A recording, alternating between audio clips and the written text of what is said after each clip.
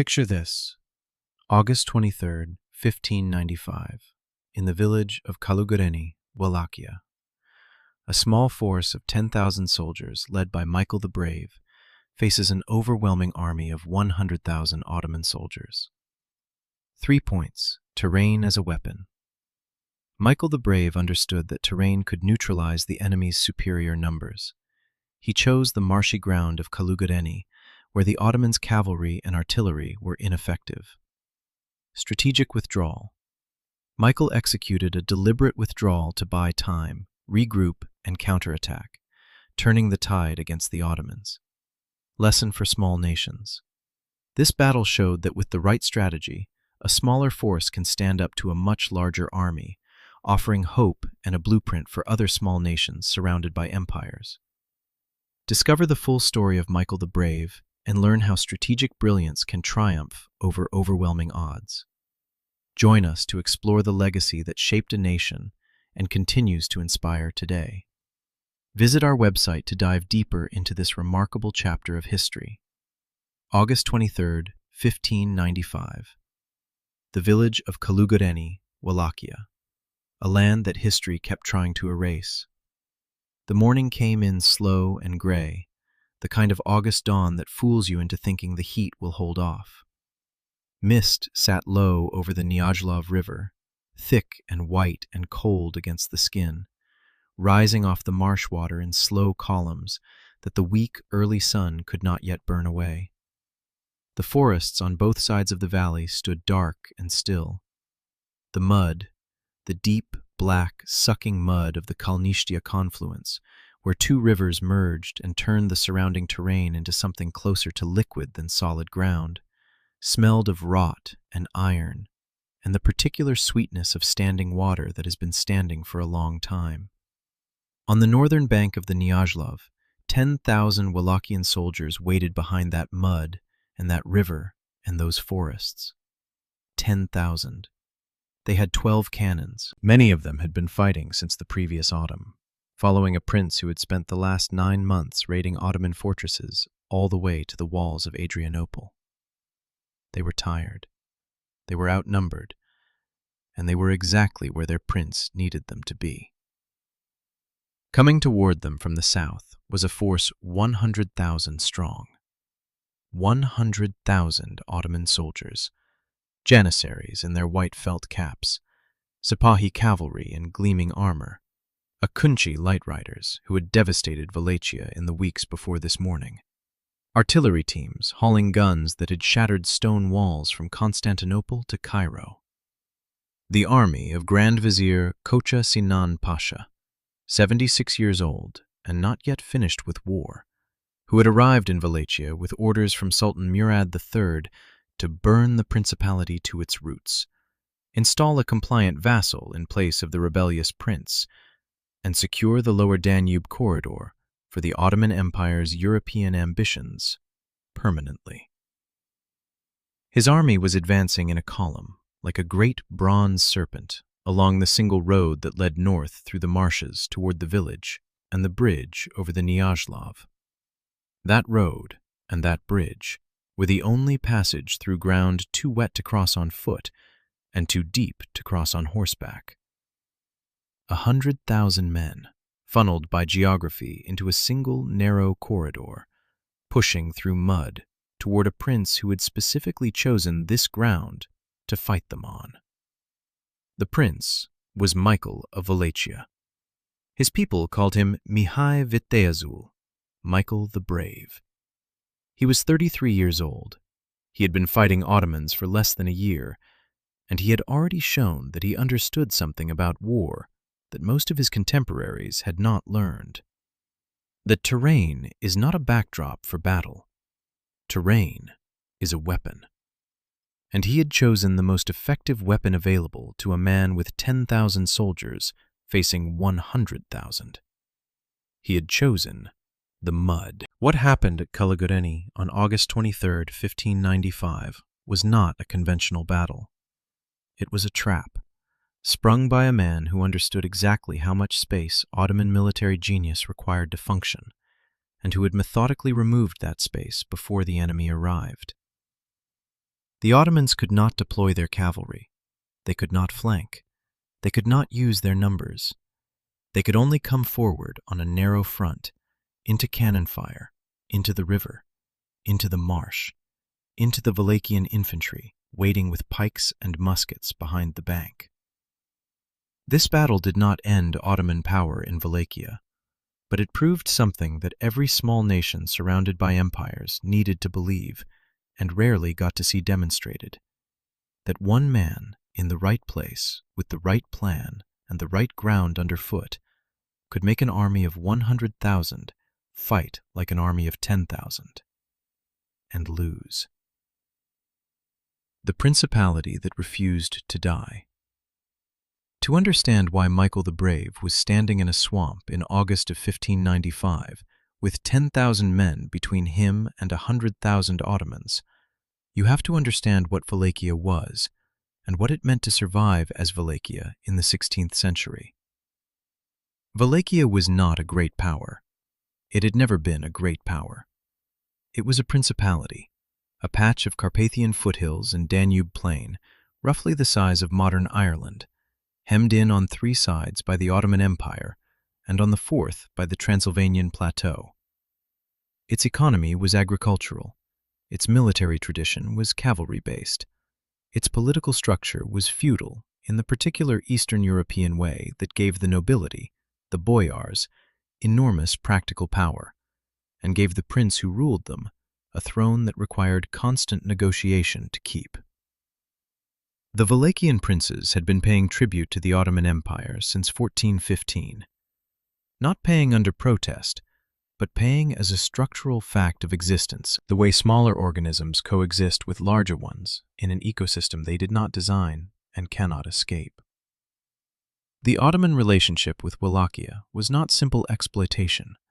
It was a web of obligation and concession that allowed the principality to maintain a nominally independent status, its own prince, its own Orthodox Church, its own laws, in exchange for regular tribute payments, military cooperation when required, and the consistent acknowledgement that whatever Wallachia was or wanted to be, it existed at the Ottoman Empire's sufferance. This arrangement had worked for 180 years because the Wallachian princes who survived were the ones who understood the arrangement and operated within it. Michael did not operate within it. He had taken the throne in 1593 through the kind of maneuvering that Wallachian succession required: payments to Ottoman officials, political alliances with local boyars, the careful cultivation of the impression that he was exactly the kind of cooperative vassal the empire preferred. He spent his first year appearing to be exactly that, and then, in the autumn of 1594, he struck. In a coordinated uprising that had been planned across months in secret, Michael's forces simultaneously attacked Ottoman garrisons throughout Wallachia, killing thousands of Ottoman soldiers and officials. He did not stop at the Wallachian border. He crossed the Danube into Bulgaria and struck the Ottoman fortresses along the river: Giurgiu, Braila, Hirshava, Silistra, with a speed and ferocity that left the Ottoman administration reeling. His forces went further still, raiding deep into Ottoman territory, reaching the Danube mouth, burning Nicopolis, advancing within 24 kilometers of Adrianople. Adrianople, a major Ottoman city, close enough to Constantinople that the court could hear rumors about smoke on the horizon. This was not a border skirmish. This was an announcement. The announcement required a response, and the Ottoman court provided one.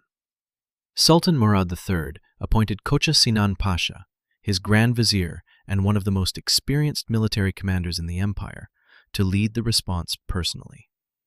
Sinan Pasha was 76 years old in 1595 and had been fighting since he was a young man. He had served under Suleiman the Magnificent. He had won campaigns in North Africa, in Arabia, in Persia, in Europe. He was not a man who calculated cautiously or planned for failure.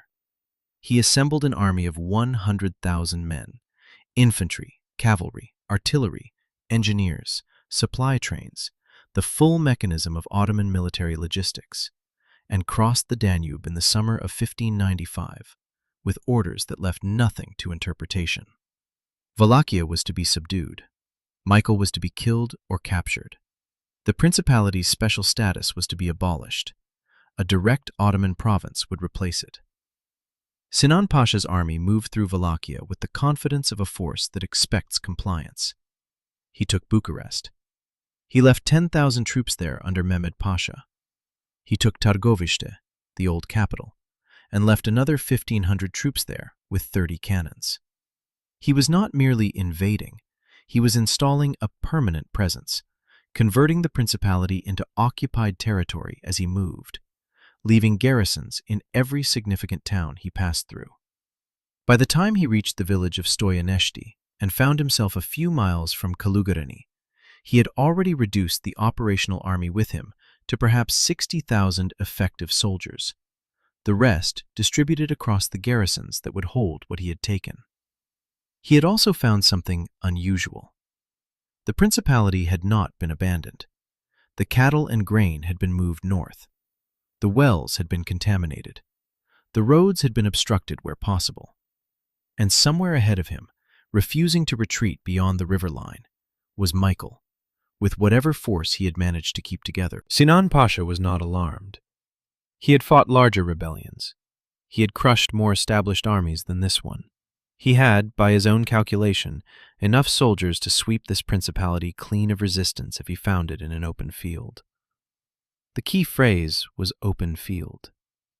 What he had not yet seen was the ground ahead of him. But to understand the full weight of what Michael was choosing to face, you must sit for a moment in the Ottoman army's shoes and understand what it was. The Ottoman military system in 1595 was the most sophisticated organized violence engine the world had yet produced. Not in technology, the Europeans were keeping pace there, and in some areas pulling ahead, but in logistics, in administration, in the accumulated institutional experience of an army that had been continuously at war for 200 years and had developed, from that experience, systems and doctrines and organizational habits that allowed it to project force over vast distances with a reliability that no other state in the world could match. The Janissary Corps alone numbered somewhere between 40 and 60,000 men in active service across the empire, of whom Sinan Pasha had brought perhaps 12,000 to Wallachia. These were not soldiers in the ordinary sense. They were products of the Devshirme, the levy of Christian boys, taken from their families across the Balkans and Anatolia at age 8 or 10 or 12, converted to Islam, raised in the Ottoman imperial household, drilled for years in nothing but the arts of war. By the time a Janissary reached the age of active service, he had been a soldier for longer than most men of his era had been alive. His identity was the core. His loyalty was to the Sultan and the institution. He did not have a family to return to, a farm to tend, a private life that interrupted his military service. He was his military service, completely and without remainder. The Sipahi cavalry were the heirs of a different tradition, the feudal horsemen of the Ottoman landowning class, men who received land grants in exchange for military service and arrived at campaigns with their own horses, their own armor, and the armor and weapons of the retainers they were required to maintain. They were not as rigidly uniform as the Janissaries, but they were numerous, experienced, and effective at the kind of shock action that broke formations and exploited breakthroughs. Sinan Pasha had tens of thousands of them. And then there were the guns. Ottoman artillery doctrine had been the most advanced in the world since Mehmed II used it to take Constantinople in 1453, and it had continued to develop in the century and a half since. The guns that Sinan Pasha had brought to Wallachia were not siege pieces. Those were too slow for a campaign across a principality. But they were substantial field artillery, capable of destroying any fortification Michael could build in the time available, and capable, in an open battle, of making any defensive line untenable through sustained, accurate fire. Against all of this, Michael had 15,000 men and 12 cannons and a swamp. Michael had been studying that ground for months. The place where the Kalnishta flows into the Neajlov creates something unique in the otherwise flat Wallachian plain. Two rivers merging produces a wider flood zone than either river alone could maintain. The late August soil in that zone, even in a dry summer, holds water from the spring floods well below the surface, producing ground that looks solid from a distance and collapses underfoot once weight is applied. The forests on the eastern bank of the approach road closed to within a few dozen meters of the road itself, turning the corridor from wide-open country into a narrow, hemmed passage. And across the Neajlov there was one bridge. One bridge. Wide enough for perhaps 6 men walking abreast. Mandatory, because the river itself was too deep in late summer to ford at any point along the marsh section, and the floodplain on both sides was not firm enough to support the weight of cavalry or artillery without miring. Michael had looked at this terrain and seen what Sinan Pasha was about to discover, that 100,000 men arriving at a single bridge were not 100,000 men. They were 6 men wide, coming across one at a time, indefinitely, until the men on the other side decided they were done receiving them. But Michael also understood that the mud alone was not enough. He needed guns to hold the crossing. He needed infantry to hold the guns. He needed cavalry in reserve to strike at the moments when Ottoman formations were most disrupted. And he needed, this was the thing that the terrain alone could not provide, a plan for what to do when the Ottomans eventually came in numbers great enough to overwhelm the position. Because they would come in those numbers, and the plan for that moment had to be ready before the first shot was fired. He had his plan, and on the night of August 22nd, he explained it to his officers in the particular way that good commanders explain plans before difficult battles, not as a finished certainty, but as a set of conditions and responses. The if-then logic of men who know that no plan survives contact with the enemy, but believe that the process of planning creates the mental flexibility to respond to what actually happens. The officers listened. They had been following this man across the Danube and back for 9 months. They had seen him do things that seemed impossible and make them routine. They trusted him with the particular trust of soldiers who have won with a commander before and believed the winning was not coincidental. The night was quiet. The marsh smelled of summer water. The forests were dark. Somewhere to the south, 100,000 Ottomans were sleeping in their camp and expecting an easy morning. The ground, the man, and the plan. The terrain at Călugăreni is best understood by imagining what it does to an army in motion.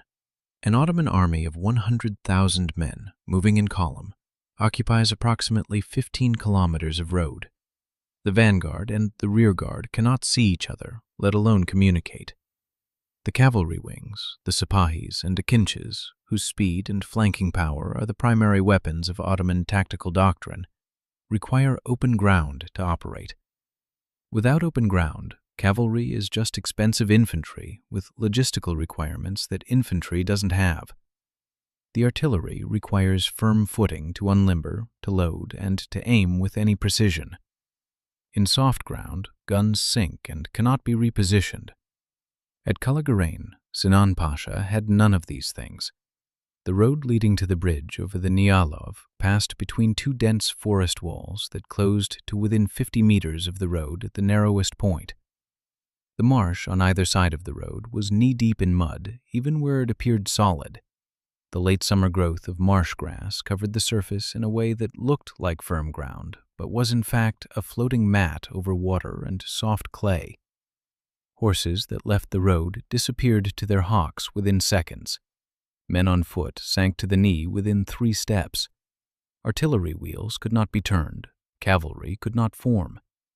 The bridge itself was the only way through, and Michael had positioned his 10 cannons to cover the bridge from positions on the northern bank, staggered along the tree line so that their fire could not be suppressed by a single counterattack.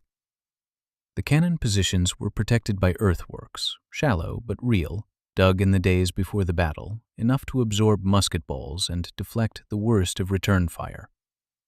The Wallachian infantry held the space between the cannons and the water's edge, formed in lines that could receive the men crossing the bridge and kill them before they could form into effective fighting units on the northern bank. Michael himself commanded the forward position, with approximately 10,000 men in that configuration. His reserve, 6,000 Zeke infantry and cavalry under the Hungarian captain Albert Király, was positioned northwest of the village, not immediately engaged, held back specifically for the counterattack phase that Michael was already planning before the first shots were fired.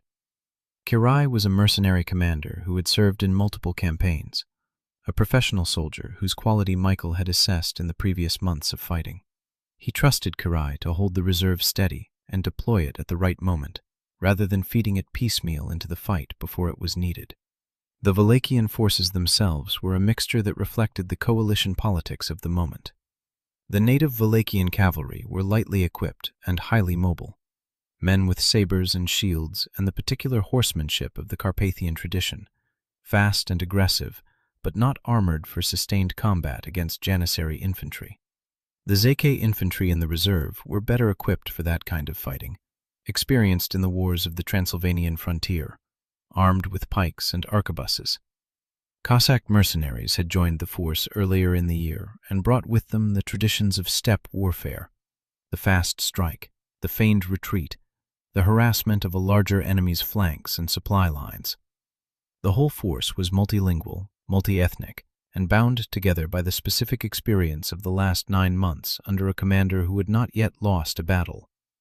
The Ottoman army that was coming at them was, by contrast, a masterpiece of military organization at its largest scale. Sinan Pasha's force included the Janissaries, the elite infantry who were the empire's finest fighting men, trained from childhood in nothing but warfare, disciplined and ferocious and entirely professional. It included the Sipahi cavalry, the feudal horsemen of the empire, heavily armed and capable of delivering the armored shock that broke ordinary infantry when they could operate on good ground.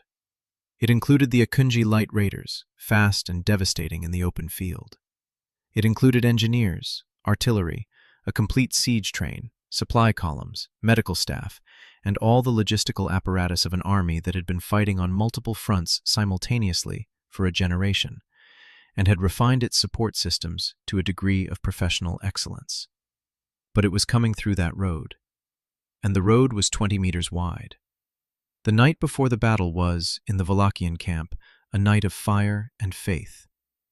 The Wallachian Orthodox tradition at war placed the priest and the battlefield in direct adjacency, not the remote blessing of a campaign from a distant cathedral, but the actual presence of the clergy at the edge of the fighting ground, conducting the full ritual of the divine liturgy for men who might not survive the morning. The priests moved through the camp in the darkness, swinging censers of frankincense, the sweet resinous smoke mixing with the smell of the marsh and the campfires, the singing of the liturgical chant rising against the forest silence. The soldiers received communion kneeling in the mud, in their armor, with their weapons stacked beside them. Michael did not kneel with them in the sense of withdrawing from command. He moved through the camp the way he always moved, constantly, visibly, speaking to men individually, crouching next to fires to hear what his soldiers were thinking, not the formal address of a prince to his subjects, but the conversation of a commander who needed to know the state of his army, precisely because the army was small, and every man's state of mind was part of his calculation. He had a specific energy in these moments that his officers had learned to read. When he was still and thoughtful, the plan was still forming. When he was moving like this, the plan was set, and he was burning off the tension of waiting for it to begin. The men he spoke to that night were not abstractions. They were specific people with specific fears and specific families north of the camp, in villages that Sinan Pasha's army would reach in days if the line at the Neajlov did not hold. The Wallachian soldiers were not fighting for an empire, or an ideology, or a dynastic ambition. They were fighting for the particular patch of ground that had their houses on it, the specific river valley where their children were sleeping tonight, the concrete and personal fact of the world they had built in the space between Ottoman campaigns. Michael understood this about them. He had been one of them, in the sense that mattered. Not a dynast born to the throne, but a man who had survived Wallachian politics through skill and ruthlessness, and had arrived at the throne through the same mud and blood that surrounded them now. He found his artillery captain after midnight and reviewed the firing sequences one more time. The cannons would be loaded and ready before first light. The crews knew their targets. The bridge approach, the bank on the southern side where the Ottoman vanguard would form up before attempting the crossing. The first shots would be aimed at density, not at individuals. Where the most men were in the smallest space, that was where the cannon fired. The bridge itself was not the target. The bridge needed to remain standing. Michael needed the Ottomans to keep crossing it. Dawn came. The mist was still on the river. The cannons were charged and ready. The infantry was in position. The marsh was wet and soft and silent. To the south, the drums of the Ottoman vanguard were already audible before the sun cleared the forest line. Battle. The drums heard it first. The ground felt it second. The Ottoman vanguard came north along the road in the early morning, still wrapped in mist. The leading riders emerging from the white air at the bridge approach with the particular confidence of cavalry who have not yet been told that anything is wrong. They were Akinji light raiders, fast, lightly armored, experienced scouts who typically preceded the main Ottoman body to clear the path and test the ground. They had cleared paths through occupied Wallachian territory for weeks. This morning felt like the others. The first cannon fired when the lead riders reached the southern bank of the Neajlov. The ball traveled 200 yards through the mist and hit the road surface in the middle of the Akinji formation with a crack that split the morning silence in two. Mud and gravel erupted in a column 3 meters high. 3 horses went down. The riders behind them tried to turn in a road too narrow for turning, animals colliding with animals, the survivors attempting to move sideways into the marsh grass and disappearing to their hocks immediately. A second cannon fired before the smoke from the first had cleared, then a third. The Akinji column broke and pulled back south, leaving its wounded on the road. The bridge was intact. The northern bank was silent except for the smell of burnt powder that the morning breeze carried across the river. Sinan Pasha, receiving the report at his position further south along the column, responded with the professional assessment of a man who had been fighting for 50 years. This was a prepared defensive position. The bridge approach was covered by cannon. The flanks were not accessible due to the marsh, and the only way through was forward. He sent a message back down the column for the Janissaries to come forward. He sent a force of 12,000 men to test the position and determine its actual strength. By mid-morning, 12,000 Ottoman soldiers were pressing toward the bridge. The approach was a compression event. The road held perhaps 30 men abreast at its widest, narrowing to 6 near the bridge itself. 12,000 soldiers, attempting to deploy into a fighting formation, were physically unable to do so on terrain that forced them into a column. The cannon fire that Michael's crews had been refining since the first shots now worked with the terrible efficiency of weapons designed for exactly this problem: dense formations in a narrow space. Ball after ball came from multiple angles as the Wallachian gunners walked their fire up the road toward the bridge approach. The Janissaries came anyway. They crossed the bridge in column, 6 men at a time, and those who made it to the northern bank found themselves receiving Wallachian infantry and cavalry before they could form into the disciplined lines that made Janissary tactics work. The fighting at the northern bank was immediate and brutal, the sound of it carrying across the water as a continuous roar, musket shots and pike clashes, and the shouting of men in close contact. The mud was everywhere. The marsh grass was slippery with dew. Men in full armor who stepped off the bank edge sank immediately and could not get up without help from the men beside them.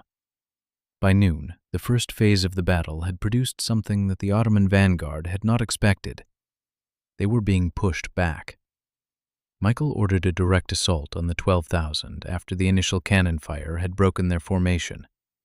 His Wallachian cavalry swept off the northern bank in a fast, low charge directly at the Ottoman vanguard, hitting the men who had made it across the bridge before they could reform, driving them back into the men still on the bridge, compressing the formation further. The countercharge created a momentary chaos at the southern end of the bridge, Janissaries trying to advance into retreating comrades, the bridge itself becoming a site of two-directional movement that prevented either side from using it effectively.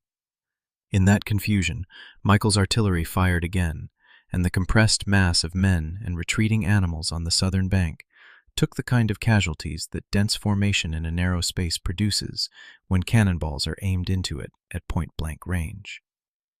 The first phase ended in Wallachian hands. The 12,000 were back across the river. The northern bank was clear. The cannons were still firing. The bridge still stood.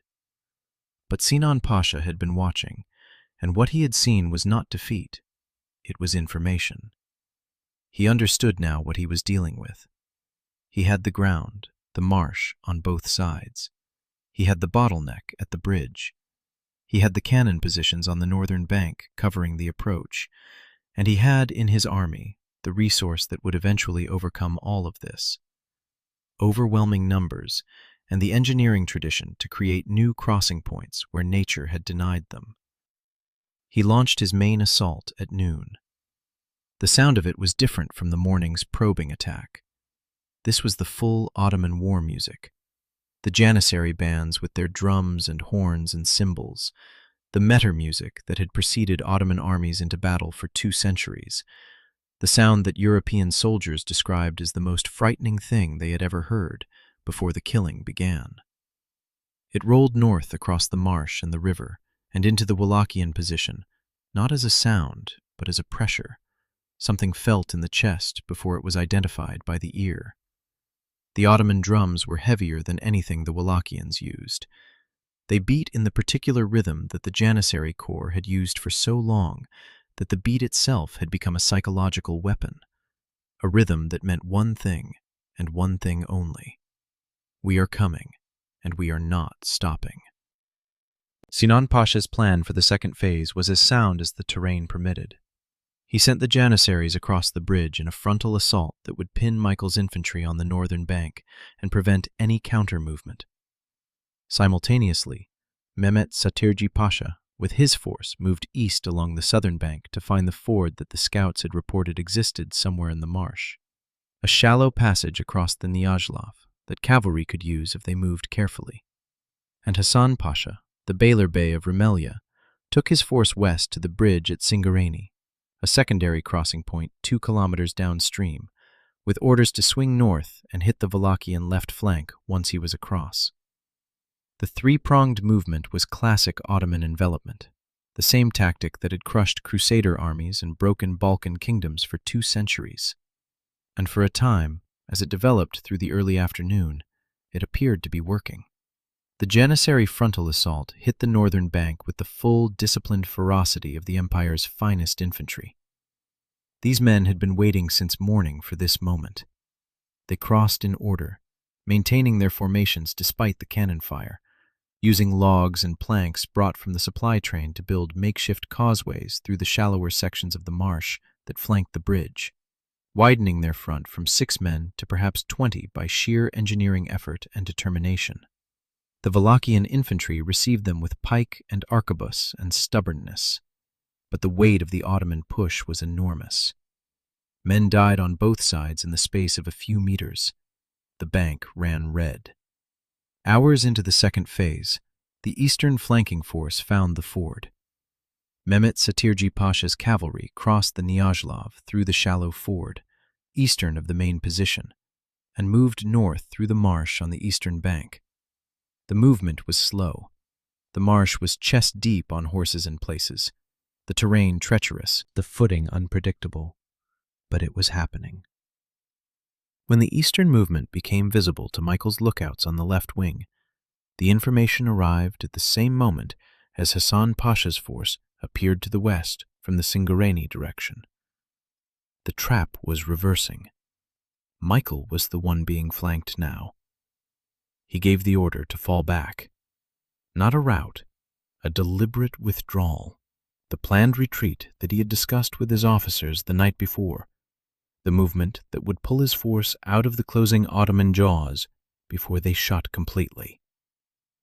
The Wallachian infantry on the northern bank disengaged from the Janissaries in the methodical way that trained soldiers disengage, covering each other, pulling back in stages, maintaining enough forward fire to prevent the Ottomans from turning the retreat into a pursuit. But the withdrawal meant abandoning the cannons. The guns could not be moved in time. Michael left them on the northern bank and pulled his force north through the village to a new position. The second phase ended for the Ottomans. They had the bank. They had the cannons. They had the bridge. But they had also spent hours and unknown hundreds of dead to get something that Michael had surrendered on schedule. He was already planning Phase 3. The afternoon brought a counterattack that no one outside Michael's inner circle had anticipated. Captain Kosha, a cavalry commander who had been on a scouting mission with 400 horsemen when the battle began, returned to the Wallachian position from the north with his force fresh and rested, while the rest of the army had been fighting for 6 hours. Michael seized the moment. He combined Kosha's 400 with the forward Wallachian cavalry and launched a frontal counterattack south toward the bridge, unexpected, aggressive, aimed not at holding ground, but at creating chaos in the Ottoman formations that had crowded onto the northern bank. The attack hit at the precise moment when the Ottoman success of the second phase had relaxed the army's tension. The Janissaries had pushed north to the village. The eastern flanking force had come through the ford and was trying to rejoin the main body. The western force from Călugăreni was still arriving. All three elements of the Ottoman assault were in the compressed space north of the Neajlov, pressing toward each other, their formations intermixing in a way that Ottoman doctrine had never planned for, because Ottoman doctrine assumed the enemy would be retreating by this point, not attacking. Into that compressed mass of 70,000 men trying to reorganize in a space designed for 6, Michael's cavalry struck. Kosha's 400 went in from the east in a wide arc, appearing from the tree line at the gallop, hitting the flank of the Ottoman eastern force at the moment when that force was trying to consolidate its position after the ford crossing. The impact was physical and immediate. 400 horses at speed into a formation of foot soldiers still disorganized from crossing the marsh. Men went down. Formation shattered. The Ottomans to the east pushed west, away from Kosha's charge, directly into the Janissaries at the center. The compression intensified. Michael's frontal force reclaimed the bridge position.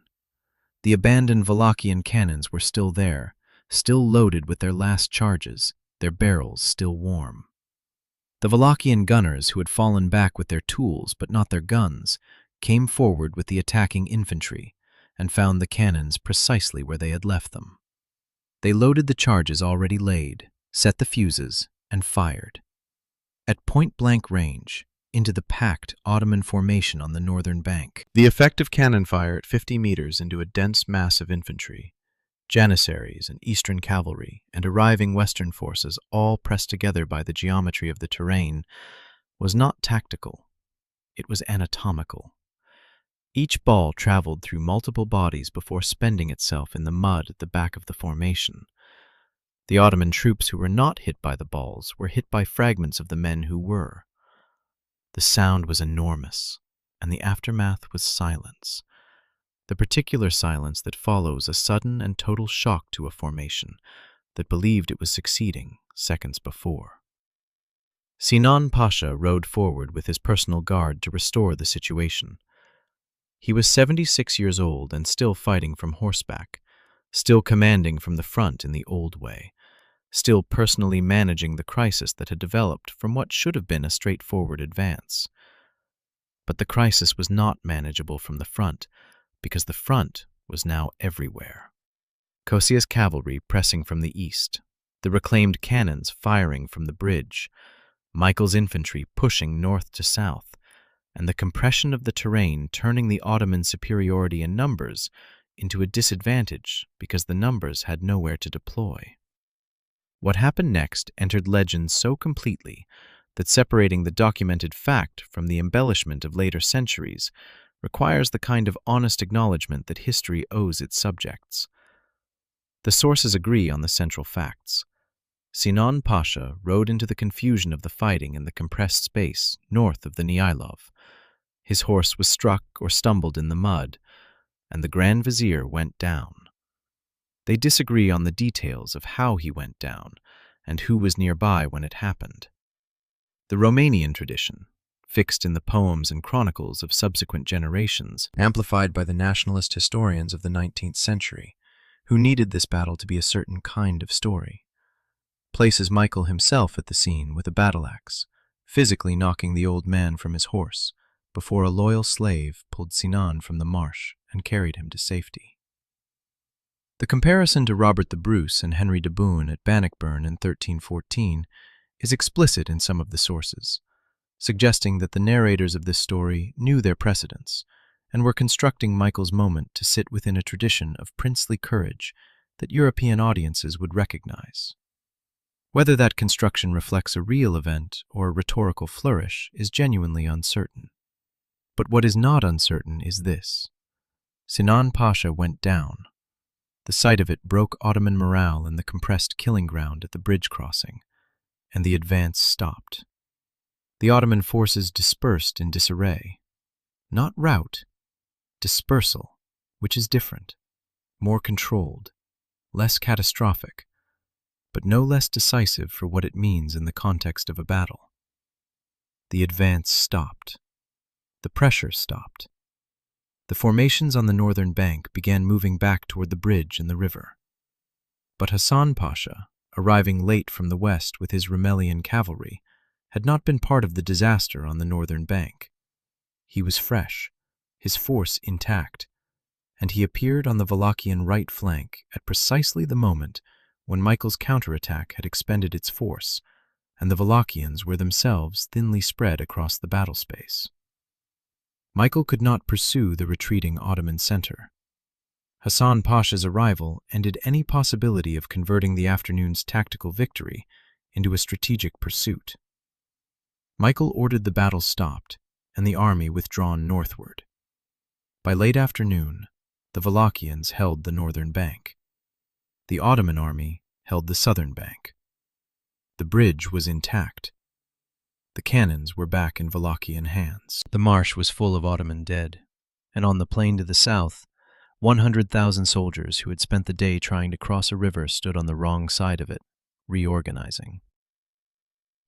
The counting. The sun went down over the Neajlov marsh on the evening of August 23, 1595, and nobody on either side was entirely sure what had happened. This is one of the more distinctive features of the Battle of Călugăreni. It was tactically ambiguous in a way that most decisive engagements are not. Michael had held the bridge crossing for most of the day and inflicted enormous casualties on the Ottoman force attempting to cross it. He had then conducted a planned withdrawal, fought his way back to his guns, reclaimed them, and used them to break a concentrated Ottoman formation at close range. He had unhorsed the Grand Vizier, or at least witnessed him unhorsed. He had then withdrawn northward under pressure from Hassan Pasha's flanking force. Was it a victory? For a man with 10,000 facing 100,000, surviving the day with his force intact and his army's morale unbroken was a victory of a particular kind. Was it a defeat? He had abandoned his cannons, at least temporarily. He had not broken the Ottoman advance permanently, and by nightfall, the Ottoman army was still in Wallachia and still between him and anything that looked like strategic safety. Both things were true. Michael understood that and acted accordingly. Ottoman casualties at Călugăreni are reported in the sources with the variation that attaches to all medieval casualty estimates. Romanian sources, writing in the nationalist tradition of the 19th century, put Ottoman losses as high as 15,000 to 20,000 dead, a figure that reflects the scale of the cannon fire at the bridge crossing, but may be elevated by the particular enthusiasm with which Romantic-era historians treated this battle as a national myth. Modern historians work with lower estimates, suggest somewhere between 5,000 and 10,000 Ottoman killed in the three phases of fighting, with additional wounded in numbers that the medical systems of the period could not easily accommodate. For Michael's smaller force, the losses were also significant as a proportion of total strength.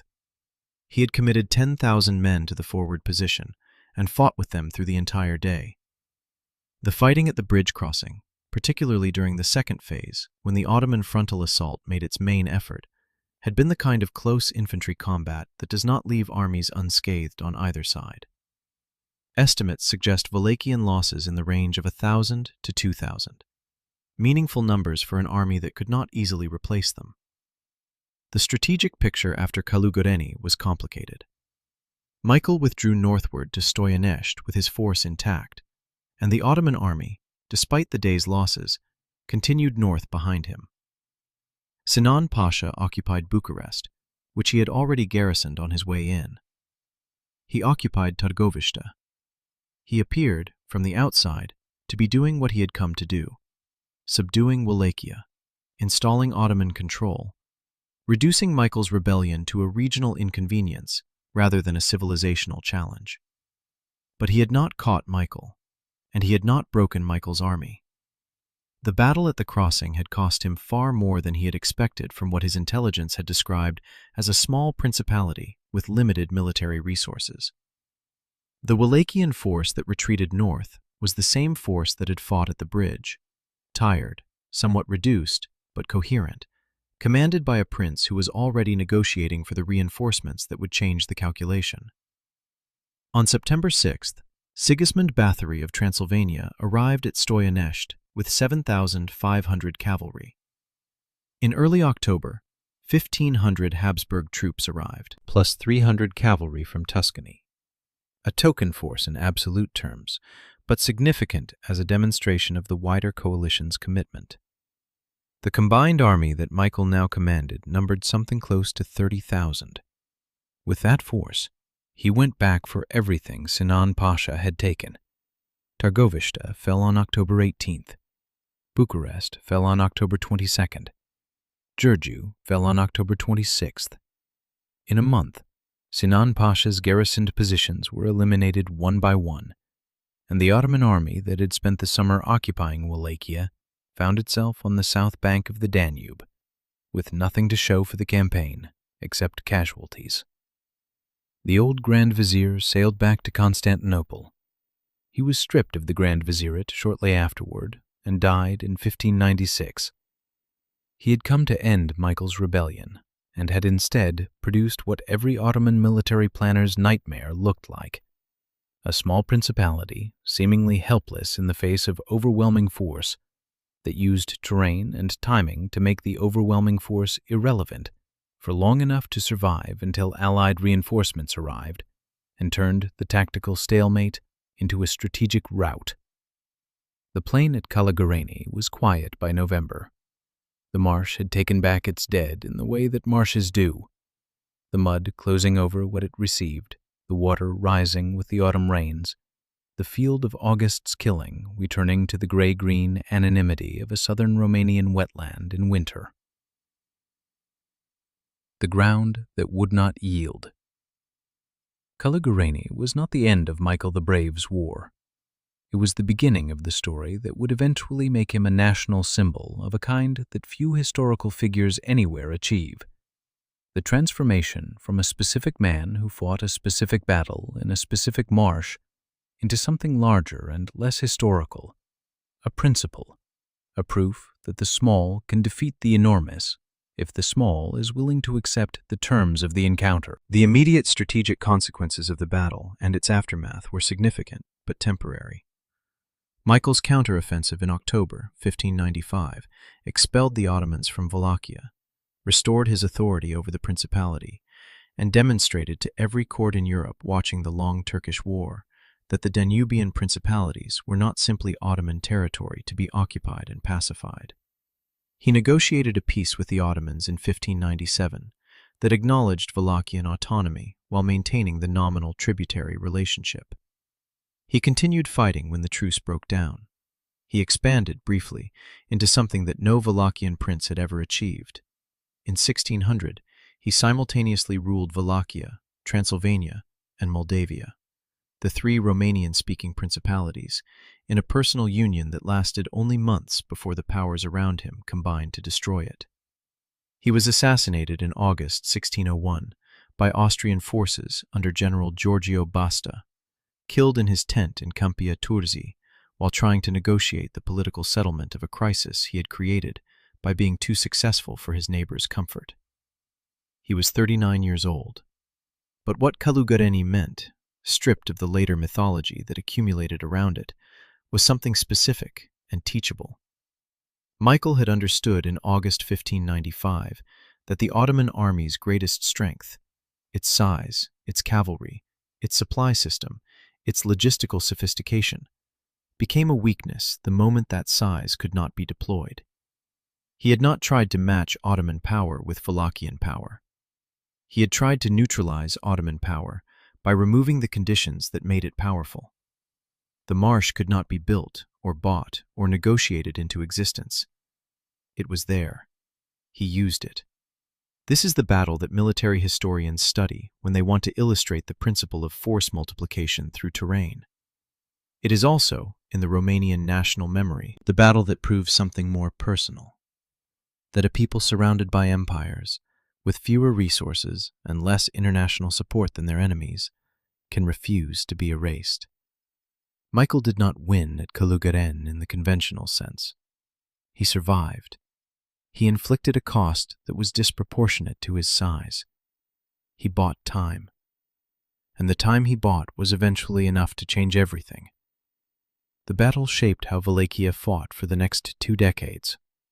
After Călugăreni, Wallachian armies became almost entirely cavalry-based, light, fast, built for the kind of warfare that Michael had used the terrain to enable, avoiding pitched battles on open ground where Ottoman numerical superiority could operate freely. The lesson was absorbed practically. You fight the war you can win, on the ground you can defend, with the force you have, not the war that the enemy's strength requires you to fight. For the Ottomans, the battle was a tactical shock they recovered from quickly, and a strategic humiliation they did not fully reckon with until the larger pattern of the long Turkish War became undeniable. An army of 100,000 had been stalled, bled, and eventually expelled from a principality that the empire had treated as a possession for 180 years. The lesson that terrain could negate numbers, a lesson that Timur had taught the Ottomans at Ankara, that the Albanians had taught them at Albuena, that the Knights had taught them at Malta, was being administered again, this time by a prince who had been on his throne for less than 2 years. Centuries later, the area around the village of Călugăreni is a quiet stretch of southern Romanian countryside. The Neajlov River still runs through the same confluence where the Călniște meets it. The marsh is drier now than it was in August 1595. Drainage projects in the 20th century lowered the water table, but the low ground is still visible in the topography, the slight depression in the landscape that tells you where the floodplain was, and still is in wet seasons. There is a monument in the village, installed in the 19th century when Romanian nationalism was constructing its pantheon of foundational heroes. Michael's image is on it. So is the mud. The ground is still there, the same ground that Michael chose, walked, measured, and turned into a weapon. A prince with 10,000 men and 12 cannons held 100,000 here for the better part of a day, and then withdrew in good order, and then came back and drove them out, and then fought his way across 3 principalities before anyone could stop him. The mud did not win the battle. The man who understood what the mud could do won it. He was 33 years old on the morning he chose that ground. He had been a prince for less than 2 years. He had no standing army in the European sense, no professional military establishment, no tradition of victory to draw on. He had a swamp, and 12 cannons, and 10,000 men who trusted him, and a plan built entirely around the idea that the most powerful army in the world was only as powerful as the space it had to move in. Remove the space. Remove the power. That was enough. Not always. Not for everyone. But on August 23, 1595, on the banks of the Neajlov, where the Kalnistya flows in, and the ground goes soft, and the forests close the road to 6 men wide, on that ground, on that morning, against 100,000 soldiers who had every advantage except the one that mattered, it was enough. And the mud is still there.